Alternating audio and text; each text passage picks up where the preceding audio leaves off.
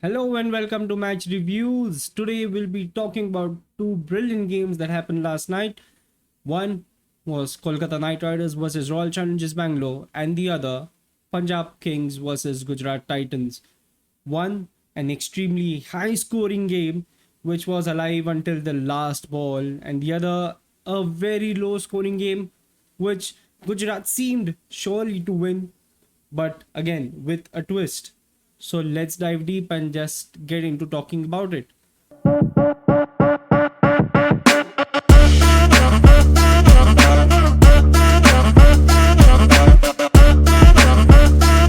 Batting first, KKR were poised to get off to a good start because of the recent heroics of Phil Salt and Sunil Narine.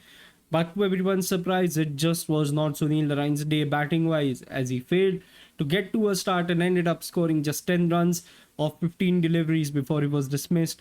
Whereas on the other hand, it was Phil Salt who assaulted the bowlers left and right, scoring 48 runs of 13 balls. Meanwhile, Ankrish Raghuvanshi failed to have a start yesterday.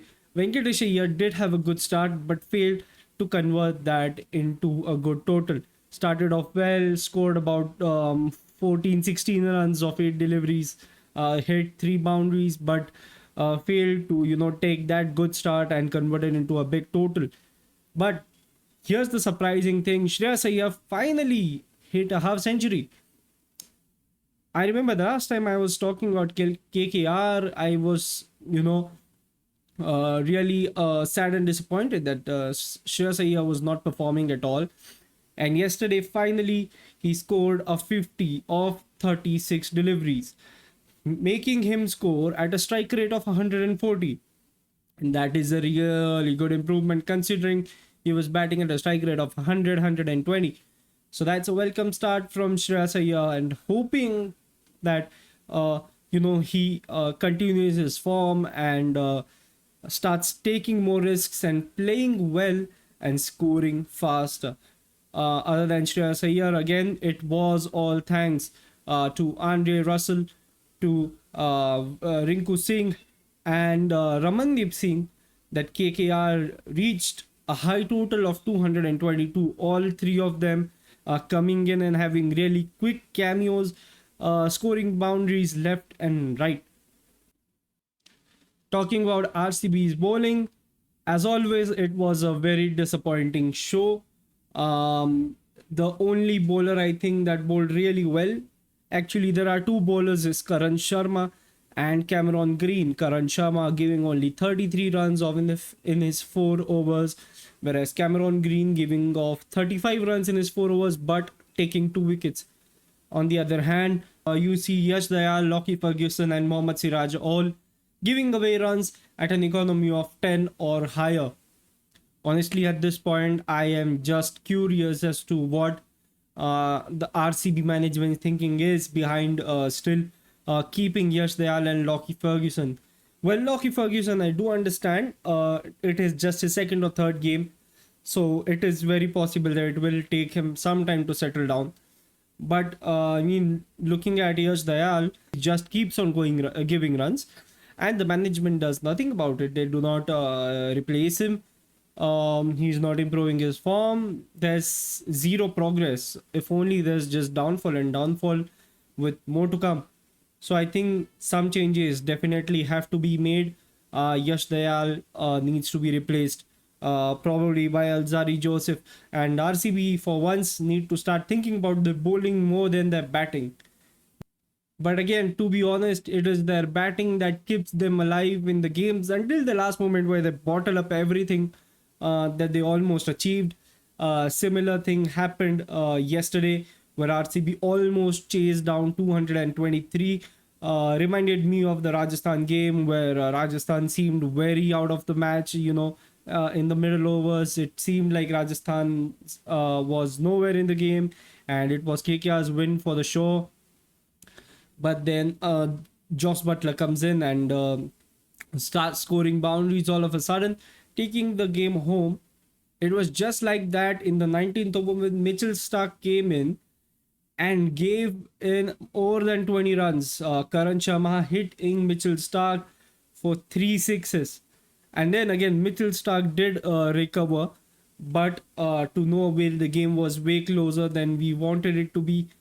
And finally, in the last over, RCB needing just 3 runs to win.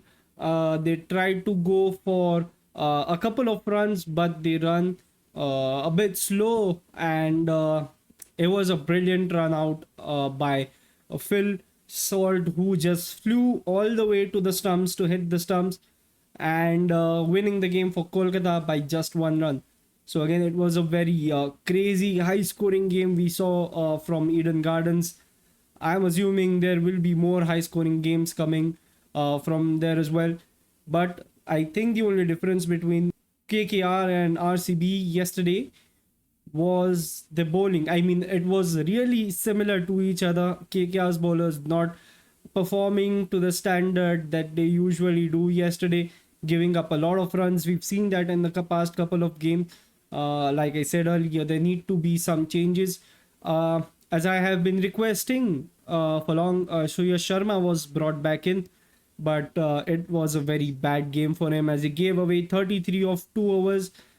In the meanwhile, it were the regular culprits, Mitchell Stark, who gave away 55 runs in his 3 overs. I mean, honestly, when you're buying a player for 24 crores or 25 crores, you expect at least something from him, and Mitchell Stark is giving you nothing at this point, which also begs me to question whether Mitchell Stark does have a place in the 11. If it was not for his price tag, would he still be in the 11, or would he have been easily replaced by some other bowler, maybe Vaibhav Arora instead of Mitchell Stark? But on the other hand, positives as well from Kolkata's point of view. All of the bowlers bowled brilliantly, other than Suyash Sharma and Mitchell Stark.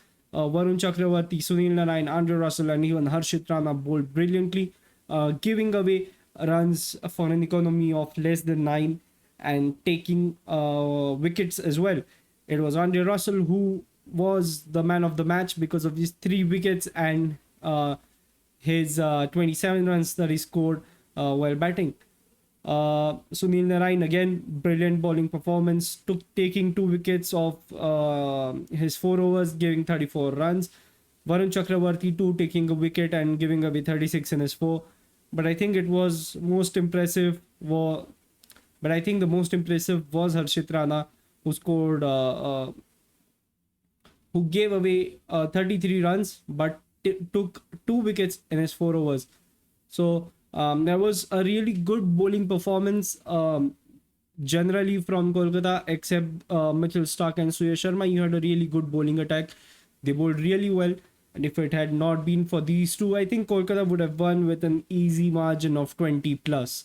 And I think that is what they should look forward to, that they should target and make changes in the bowling lineups accordingly. Maybe you could see Anukul Roy. I feel we should let Suyash Sharma be for a game or two. Let's see how he performs then, because of course, when you're suddenly bought in for a game, you do need a bit of time, to settle in. So I think we should give Suyash Sharma a game or two. But as of Mitchell Stark, something needs to be done about him, because he is becoming a liability for Kolkata Knight Riders when it comes to bowling. Maybe Vaibhav Arora, but Vaibhav Arora too has been giving away a lot of runs.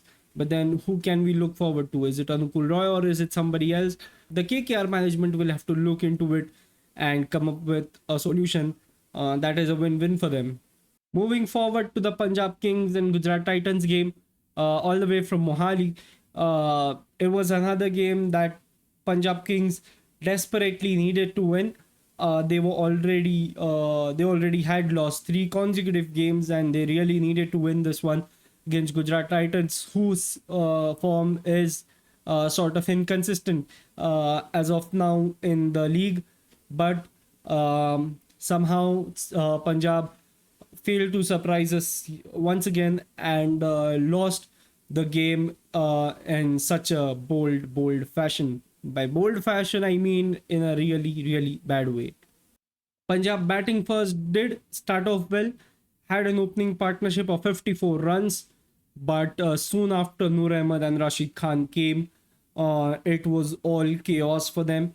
Uh, Not only did they lose both their openers in a very short span of time, but then the rest of the Punjab batting lineup fell like a pack of cards or a set of dominoes. You can say even Jitesh Sharma, Ashutosh, and Shashank Singh failed to play, and I feel that gives you a very good reality check as to how Punjab's batting order usually plays. You know, when you remove these three from all of Punjab's games, you see that the rest of the batting lineup only contributed 120 or 130 runs, and that desperately needs to change. Yesterday again, huge sign of Punjab's batting failure. Um, while I said Prabsimran Singh and Sam Curran gave Punjab a very good start, both of them fell to Noor Ahmed and Rashid Khan pretty quickly after they were introduced, and the same happened to everyone after them. Riley Russo did not perform. Livingston, like I said, has been nothing short of a liability, failed to perform yet again.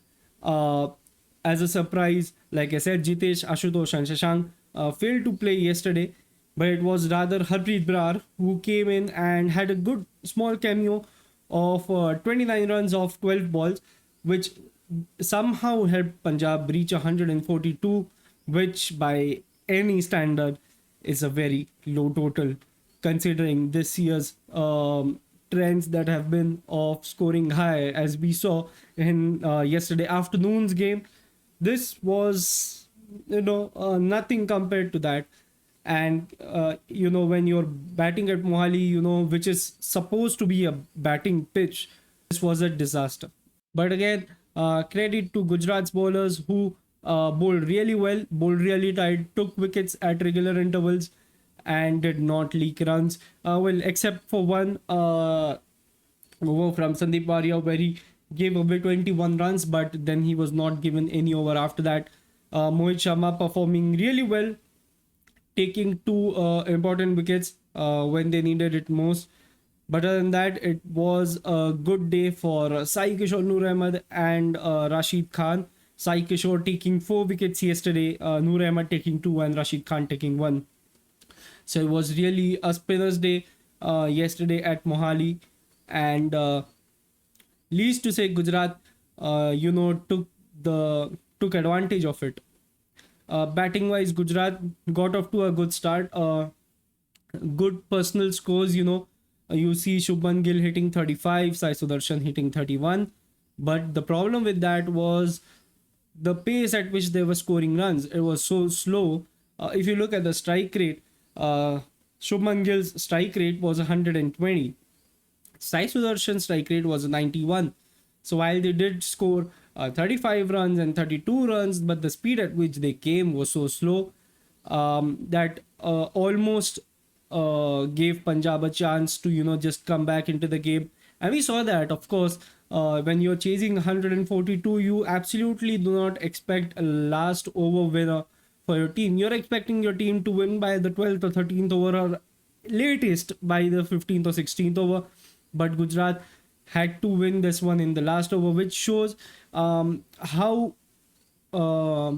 slow their batting was. Even though they scored runs, that the rate at which they scored was so slow, it almost gave Punjab Kings a chance to win the game until Rahul Tewatia, who scored 36 of 18 at a strike rate of 200, and literally dragged Gujarat Titans back into the game, won them the game. Meanwhile, Azmatullah Omarzai and Shah Rukh Khan and Rashid Khan and Sai Kishore not performing at all. Sai Kishore even did not actually even get to bat a single delivery. On the other hand, Rashid Khan, Shah Rukh Khan, and Omarzai, and even David Miller failed to perform yesterday and failed to score any sort of runs. While Rashid Khan, is a bowling all-rounder, he does score runs. I think the problem I have observed in the last few games is Shah Rukh Khan. He has not been batting really well. Every time he comes in, he probably plays 4 to 5 balls, then scores 6, 7 runs or 8 runs, and then he gets dismissed.